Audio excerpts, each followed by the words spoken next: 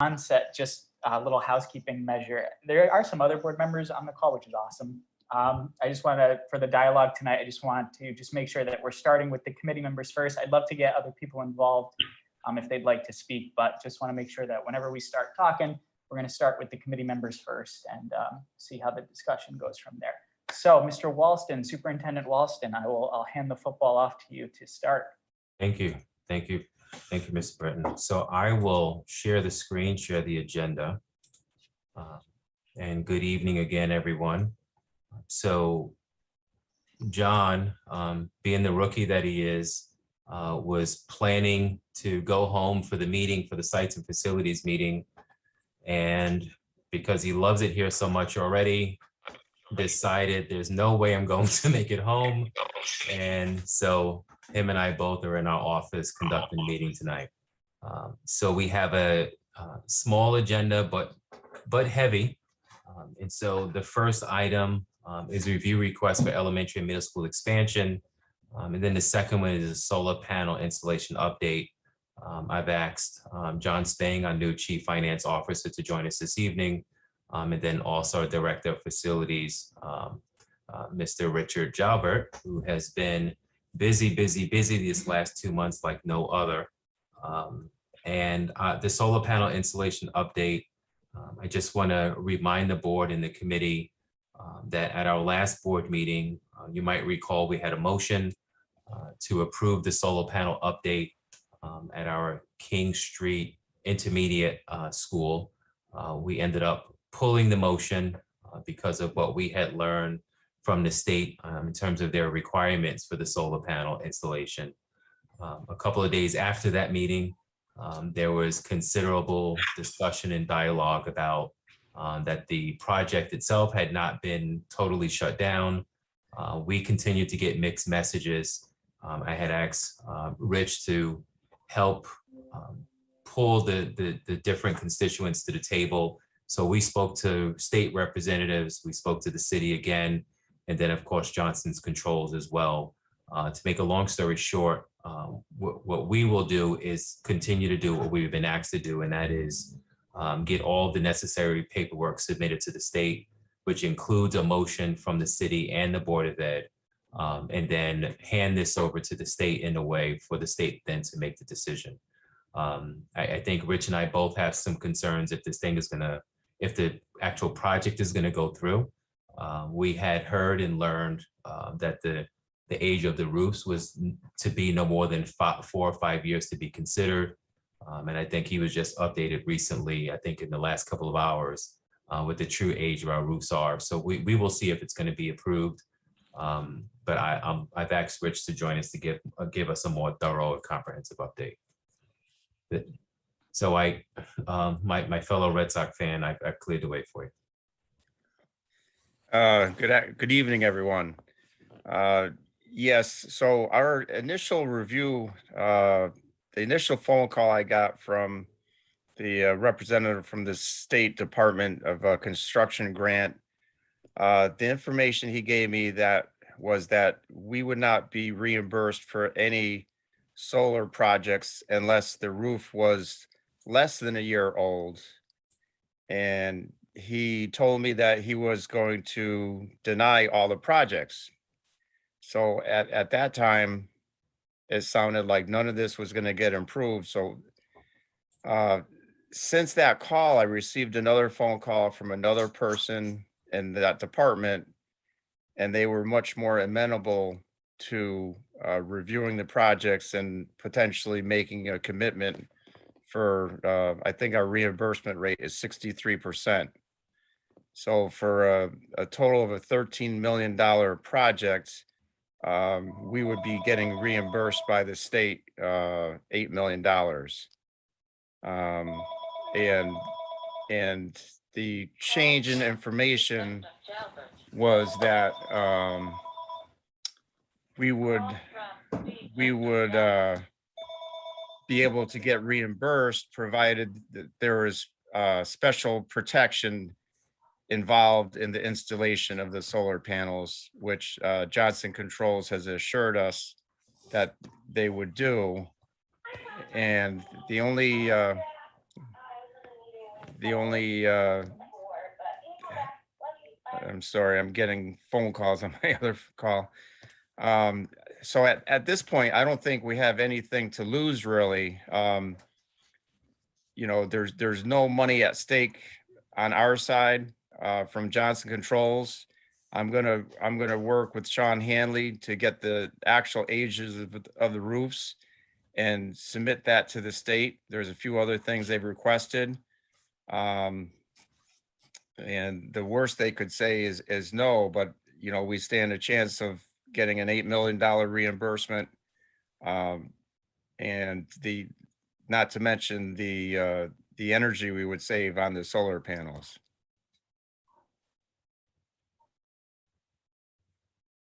Thank you, Rich, for the update. I have a I don't know question. if there are any questions. Yeah, I have a question. Rich, who is the second phone call from? Is it higher up than the first phone call? Or, I mean, who did you talk to first? The custodian or, you know? No, well, that's what's sort of confusing. I was Yeah, more, it's confusing. I was more or less told that no doesn't mean no unless I hear that from the director of the department or the assistant director of the department. So the first person I spoke to, Was neither. and knowing that now, yeah, knowing that now, if I ever run into that situation, I'm going to call the assistant director and say, okay, what can we do here to work this out? Okay. Okay. Thank you. You're welcome.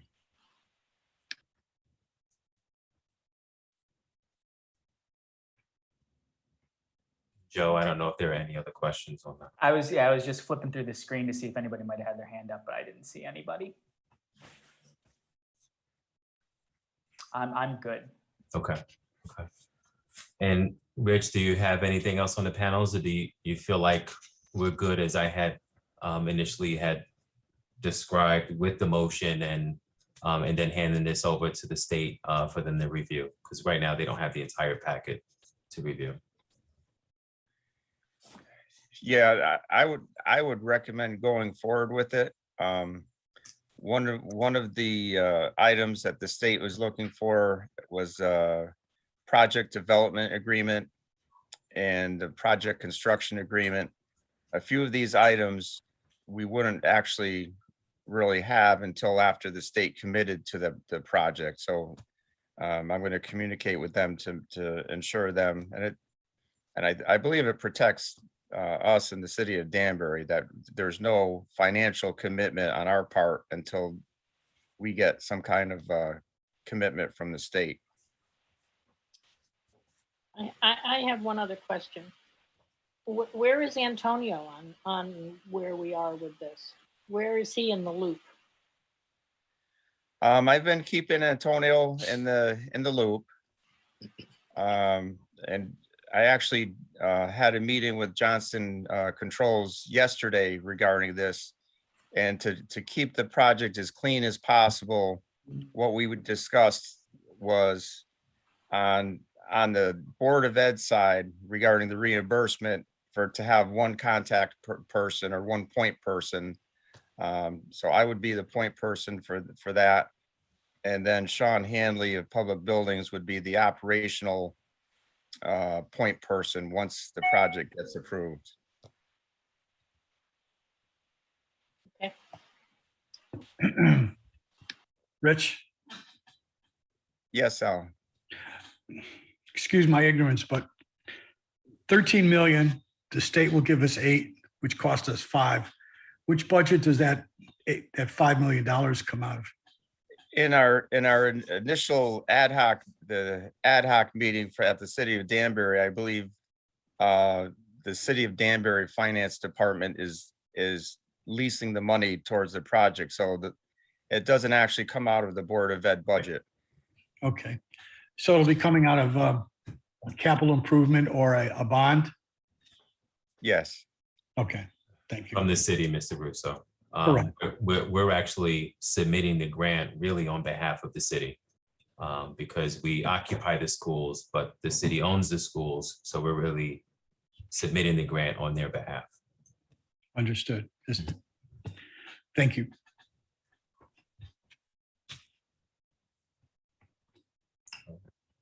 I'm good. Anybody else?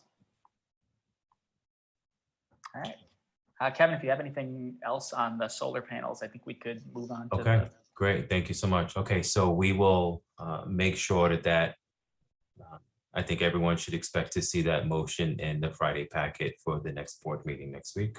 And I will provide any additional information that I can, just in the event any of the board members have any questions.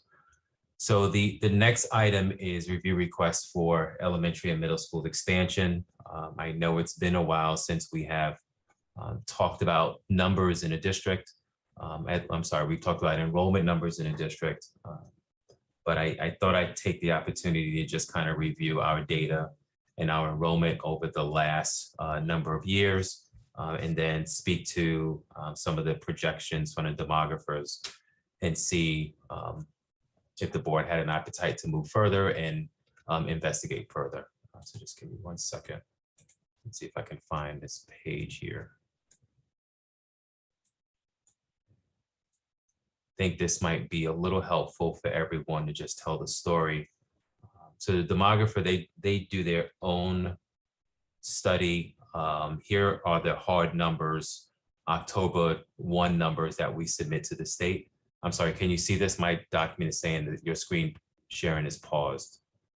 Yeah, we're looking at the agenda. Okay, Now it's gone. is this working? There you go. looks Okay. good. Great. And so what you are looking at is public information, school enrollment by district.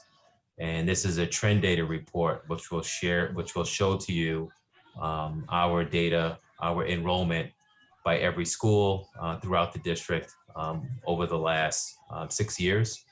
And of course, we will have an update on the 21-22 data for you next week. And you might recall the 2019-20 school year, which is when we had the bump in enrollment, and that is this number here.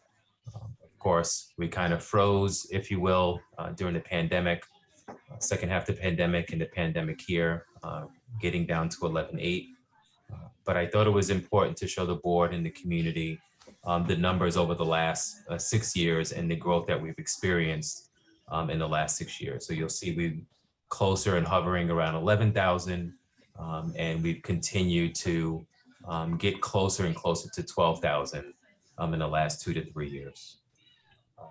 And the projections across the district, at least the high projections across the district, they are seeing us, and there was a study done and there was an updated study done where we actually flatlined a little bit because they did that last study during the pandemic. Sorry, give me 1 second.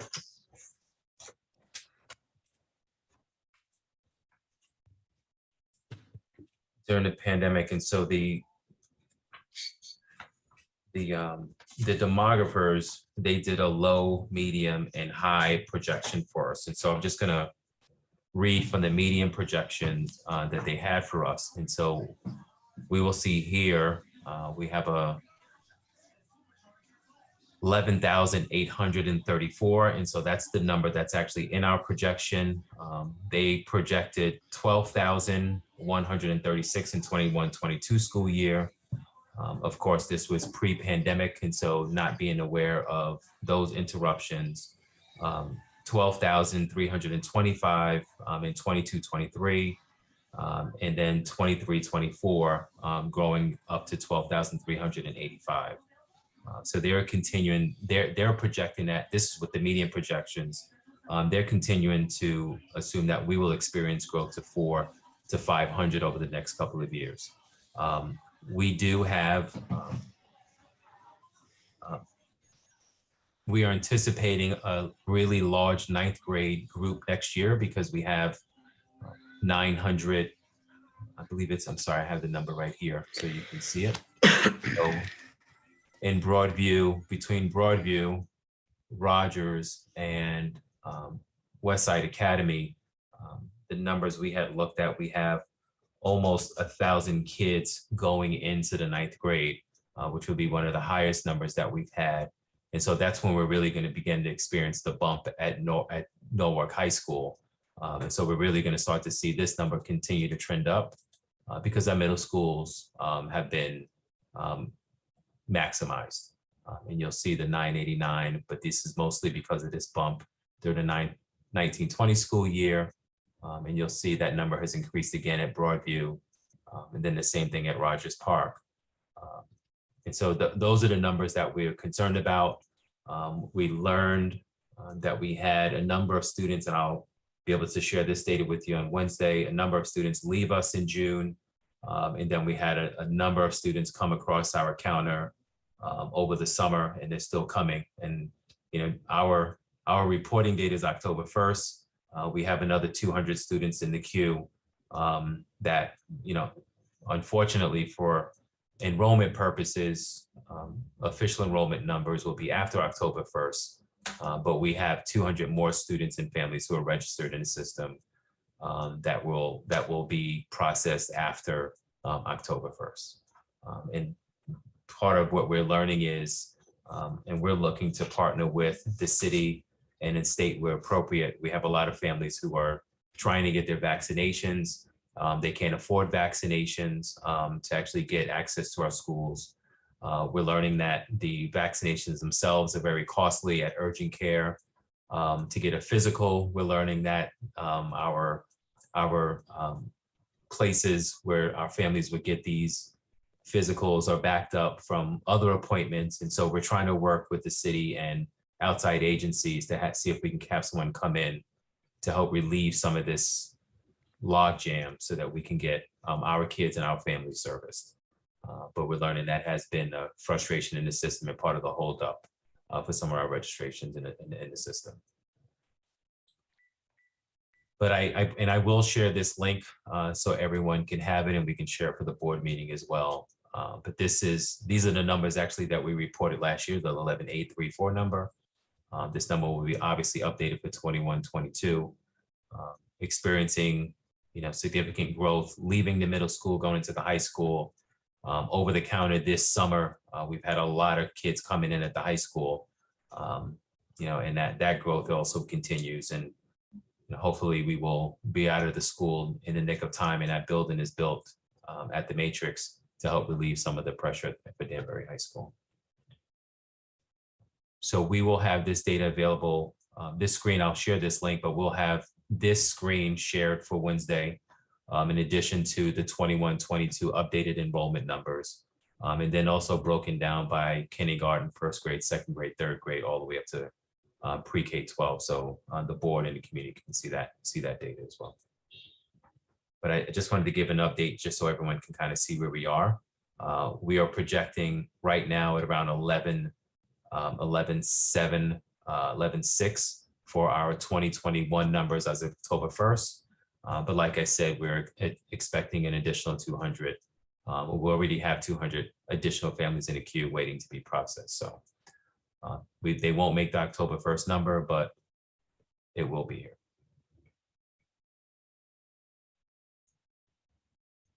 So Joe, I'm not sure. I'm assuming there was some discussion just on the numbers alone. But I just wanted to make sure I presented the information and see how the committee would like to move forward, if at all. Yeah, I'm gonna open it up if anybody wants to start us off. Kevin, in terms, I mean, enrollment is what enrollment is. And it's been going up every year. It's showing no signs of abating. It's picking right up where it left off pre-pandemic. The agenda is, you know, look at elementary/middle school expansion. Am I correct in understanding middle school is the more immediate concern? Well, yes, based on our numbers, and I think, Joe, I think it makes sense given we have a high school/middle school being built to help offset some of these numbers. And I don't think it's any surprise that we're experiencing, the growth Mhm. and, some of the concerns we have at the building. But I'm hoping, just kind of given the projections and the growth, that we have enough space, even with the 300 that's going to the matrix right now. And I believe our last submission was going to be, and I think Kara's still on the call, it would be 1,000 high school and then 300 middle school or some number like that. Does that sound right, Kara? Yeah, it's about 3.5-ish or so. I'd have to go back and look at the exact number, but it's Okay. a total of 1,400. Okay. That's my recollection, was like 350 Yeah. or 360 or For the something middle like that. school side, it would only pull about 40 kids out of a grade level at each school of the middle schools. Right. In light of the Career Academy in process and the middle school space that's coming with that, should we be concentrating on elementary or middle school first? So I'm sure Kelly is chipping at the bit here. We have and we have this number here that's also reflected. And Kelly continues to remind us and anyone who will listen, quite frankly, that her numbers are continuing to grow. And we have, I think it's 18 to 20 new students, pre-K students, who are in the queue to be registered. And so Kelly already, we have I believe it's 10 classes at the Granville site. We have a couple of more classes spread around the district. And we're going to continue to experience growth in this area as well. The board may or may not recall, and Joe, I'm answering you this long way, so please forgive me. The board may or may not recall, as part of Mayor Boughton's bond effort, there were a number of things on the table at that time. One of them, it was the high school growth and address the middle school growth. And we addressed certainly the high school and certainly chipping away at the middle school growth. The elementary school growth was something that was also discussed in trying to plan for pre-K and pre-K programming. And when surveying the schools in a district, the city landed and the architects landed on Great Plain as a potential site where we would add on to that site, and that could potentially serve as a pre-K kindergarten kind of center, or we would move more classrooms to that area. And if I'm not mistaken, it was a number of classrooms, which would be an opportunity for us to avoid some, the various leases we have across the city. That one did not get moved forward as part of this initial bond, but the Career Academy and the Ellsworth Annex work did get moved forward. But when we put the shovel in the ground for Granville, we knew we were 2 or 3 classes short already. And that's when we started that project. So the Great Plain kind of center and the exact academic focus was really, I don't think we had really solidified that plan, but the thought was that would be at the very least a pre-K center, so we can pull out our pre-K classrooms from maybe Pembroke or Haystown. Great Plain already has some, so that was part of that discussion at that time. But again, because it wasn't part of the bond, we had kind of abandoned that conversation. Right. So it sounds to me like I'm hearing we need to seriously look at elementary soon, like now. I believe so. And depending on the appetite of the board, we certainly, given the pandemic, which has frozen some enrollment or unleashed some enrollment in kind of different pockets, although we certainly got a heavy enrollment push in late August. And I believe as I was communicating with the board over the summer, we really had not experienced much growth. And then all of a sudden there was an explosion in late August, like we couldn't even handle it with so many families coming in across our desk for registration. But Joe, that's my long way of saying, given the initial planning around the elementary before, I think that is something we might want to revisit.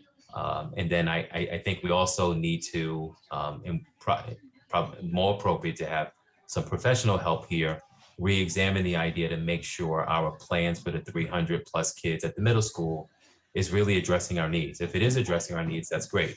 But if it's not, I think this is the time to re-examine and revisit that study. And I'm going to ask a question. We may not know the answer, and that's okay because it's just something that I'm curious about. In elementary school, obviously, you need a lot of room for high school, a lot of room, but not as much for middle school, and you need a lot of room for an elementary school, just in various gradations going up. I know the zoning minimum, I think, is at least an acre for any school. I think in residential zones, it's 2 acres. I think in multifamily zones, it's 1. Do we know if the city has any concepts or ideas on property that might be available either to rehab or to build an elementary school? I'm thinking of that first, just because that obviously requires the least amount of land and the least amount of parking comparatively. So we're not making any more land, so it's hard to find, but do we have any ideas or no? So I haven't heard anything new, Okay. Joe. I can tell you in the board, I see Kara smirking, so she might also remember. But we were at the table with Glenn, with Antonio, some members of the Sites and Facilities Committee as well, I recall. And there were a number of options we were looking at. None of them included new land. It was looking at our school sites to see what school sites had the potential to add more to that site. And you might recall there was one school that was mentioned as maybe a middle school site. There was another site that would be considered to add on elementary space. And we landed on the space that made the most sense for elementary growth from a pre-K and possibly K perspective would be Great Plain. And even that came with some challenges, but I think that's who with the demographer, I'm sorry, not the demographers, the architects and Antonio landed. But again, that didn't make the cut in terms of the bond proposed submission. Career Academy, which of course we're all happy and grateful for, and the Ellsworth Annex certainly did. And I'm excited to talk to John about our growth at the Ellsworth Annex and share the backstory on that initial school, brand new school being built that didn't meet the needs of our downtown growth. Kevin, I have a question, just thinking about something that could help kind of better paint the picture of kind of the dire situation for the enrollment numbers. There's a difference between max capacity and like ideal capacity for these buildings. And I think, they're clearly not at over max capacity because they wouldn't be able to open, but they're way over ideal. Is there any way to maybe, and I'm not asking you to produce this now because, but if you could come back with it and forward it to us, maybe what the ideal capacity would be at the current buildings right now, just to kind of better allow us to gauge what it is we need to look at in terms of new buildings. What the difference is between ideal and what is existing? Yeah. Absolutely, Joe. And I think I'll it could propose help. it that way and get some feedback from Antonio and our architect who worked with this initial project. Because I think after so many years of us being we've been accepting that the enrollment is just going to increase and increase. So I think after so many years, it kind of becomes the norm that we are accepting that we have these many kids in these schools when it's really not okay. Anything over, I think, ideal capacity for anything education related is a hindrance on education. So I think it'd be good to kind of see just where we're at right now relative to what the ideal capacity conditions would be for those schools would be really nice to see, and I think paint a clearer picture. I would think the fire department would have that for you, for us, right? Yeah, I can also speak to Terry. Him and I were talking about this recently anyway. Thank you, Kathy, for bringing that up. And also, Joe, I think when they make this assessment, some of those larger spaces in the building, and some of those spaces including but not limited to, our PE space, our cafeteria, our auditorium, right? And so if they have the capacity to handle so many kids in the school day, that'll give us a really good indication of what kind of capacity we're talking about. But I'll rely on the experts for the feedback for this one. Evan? I understand. Thank you, sir. Just if you could clarify for me, are we presently being held hostage by either the state or the demographer's numbers? So we cannot bring this closer to a level buoyant number as far as our expansion. Are we expanding to the limit that the state will help us finance right now? Yeah, thank you. If I understand your question correctly, it's Antonio, who's been an amazing partner in this work with us. Reminds me, and he can't stress enough. Kevin, you guys can explore all you want, but the state is going to have a formula, and I know Joe knows this well. The state is going to have a formula for reimbursement, and so unless the board and the city has an appetite for paying for any new expansion without any reimbursement, we're going to have to meet the threshold for the demographer's kind of submission. And so a study, if I'm understanding your question correctly, that we would need a demographer. Okay, the demographers would need to come in, do a study, make recommendations. We would have a building committee.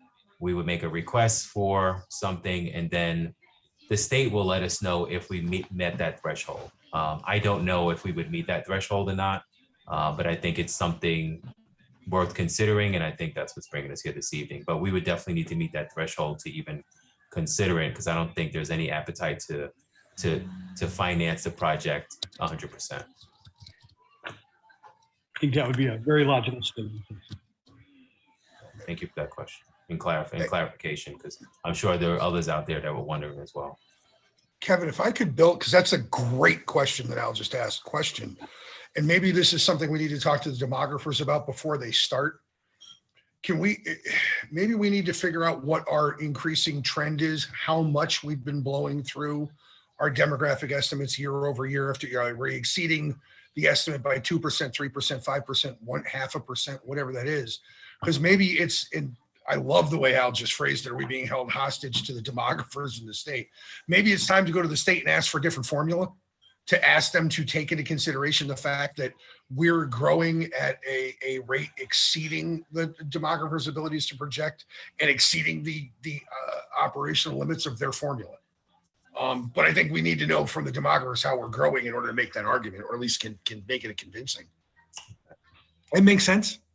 No, absolutely, absolutely. And a question I recall hearing, I don't know if it was, I believe this summer, and it was clarification how we were doing with our growth in kindergarten. And we lost students in other grades, but we are at 900 plus in kindergarten. And so we did see the growth that we were anticipating in kindergarten.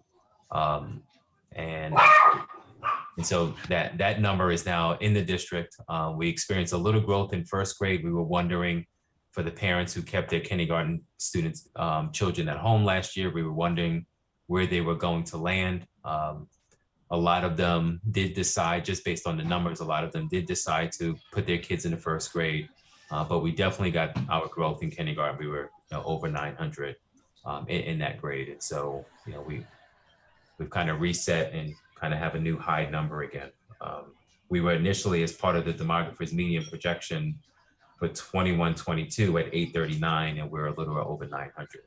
Now in our other grades, we went down, and this is pandemic related. This study was done pre-pandemic, but we did outperform kindergarten, just because. Thank you. Mm-hmm. Just curious, Kevin, do you know how, when we get these studies done, how long they take to finish? Yeah, I mean, if you don't know the answer, you don't know the answer. I was just curious.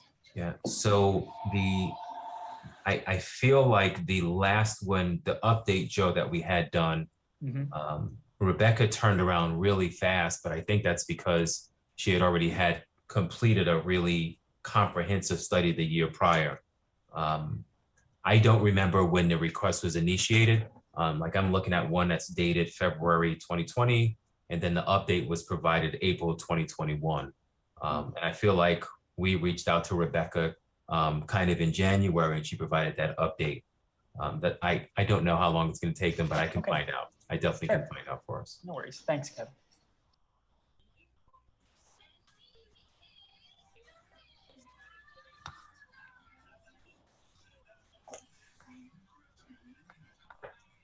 If the committee feels, I don't know if there are more questions on this, but if the committee feels like they would like me to pursue an additional study for our information, I am happy to reach out to them. Interestingly enough, I had called a couple of weeks ago just to touch base with Rebecca, who was our point person. She's no longer working with the company, and just to make things more difficult because there's transition, I feel like everywhere. So, and then I said, well, can I speak to another person who was working with Rebecca on the project? That person is gone. So the company is still there, but the company has changed names, and we will find someone. But the group was called Malone and McBroom. I forget the name of the new company now. Same number. So they do have evidence of our report, and I don't think it will take them long to wrap their. Kevin, excuse me, how much are we looking at as far as a cost for a new study? I'm just trying to justify the need in my own mind for how much we're going to put out. Right. And I will look it up, Mr. Russo. I believe the study was about $40,000 last time. But I will confirm. Okay, thank you.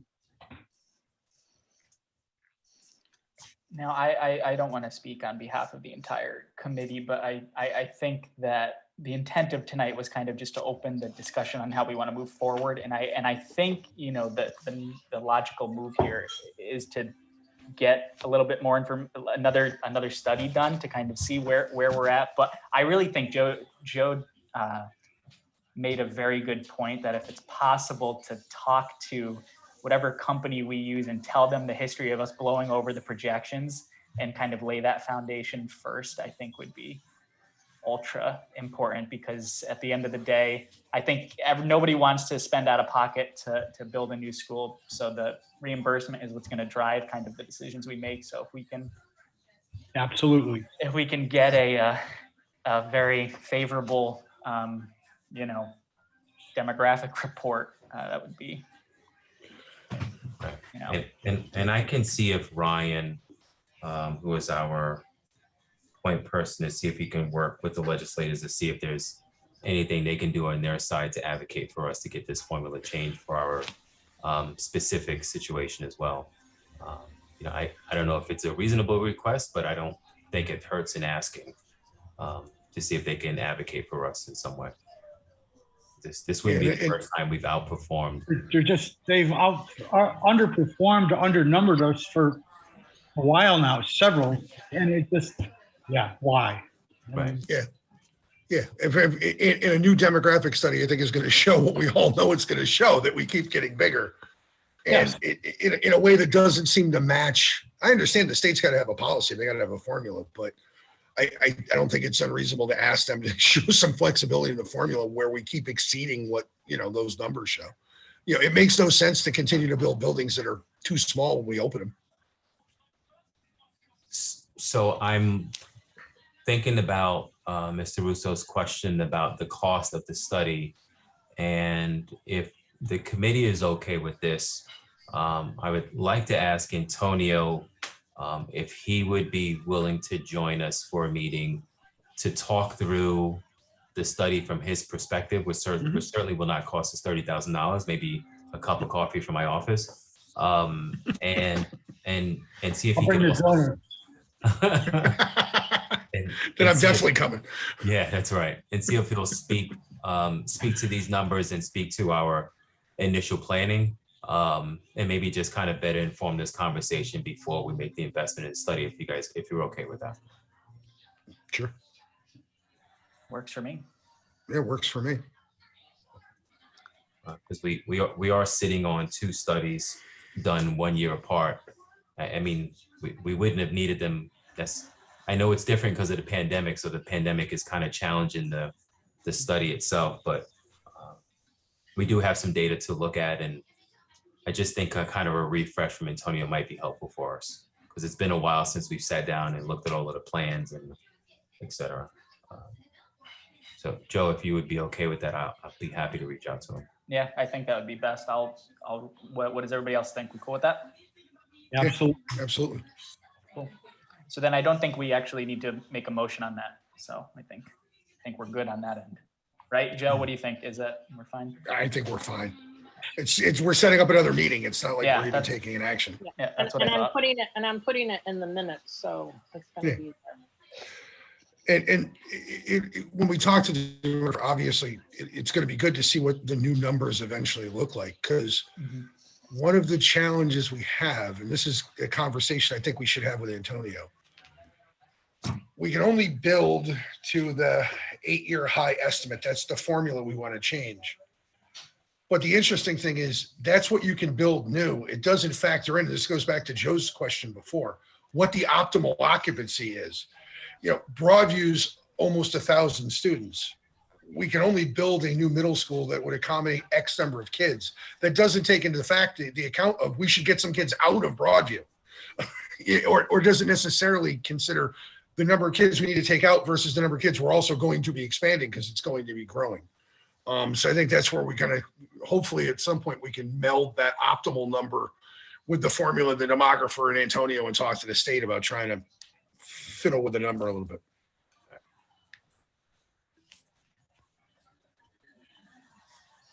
Ideal number, I think, is an idealistic goal. Sure. We could try. It's ideal. Ideal. We don't have Yeah, ideal. well, yeah. We're not getting ideal. No, definitely not. No, Maybe I'll settle for better. we all agree. Yes. Okay. I'd settle for better. Item number 2. And I will definitely follow up with Terry. I think Kathy had make that recommendation to see what the fire department. So I will reach out to Terry as well and see if he can get us some help on this, because I think that, you know, we have a class size limit, but we don't have necessarily a building limit. And I think that number would be interesting. It might also help to inform our conversation as well. So I will make sure we have that for the next meeting. All right. Well, it sounds like we're putting a nice agenda together for the next meeting. Yeah, definitely. Now, Yeah, fantastic. timeline, Kevin, what are you thinking timeline for that? We don't have to pick a date right now, but are you thinking 2 weeks or 3 weeks? Give them a month or what? I'm comfortable with any way the committee would like to proceed. I don't, given these questions, 2 or 3 weeks works for me, because all of them that I'm looking at, I'm not going to need more time than that, I don't think. Okay. And I can have Kara Pompano reach back out to you and try to set up some dates with you and the committee. Sweet. Works for me. Okay, And let her know we don't have to wait a month to come back. great. All right. Anybody else? Any last minute comments? Nothing? All right. Well, Awesome. I will entertain a motion to adjourn. So moved. A motion made by Joe. Is there a second? Someone second it. I'll second it. All right. All those in favor? second. All right. We're done. Good night, Okay, everybody. Thank you all Have a for good night, coming. Thank everyone. you, Kevin. Thank you. All Bye. right. Thank you.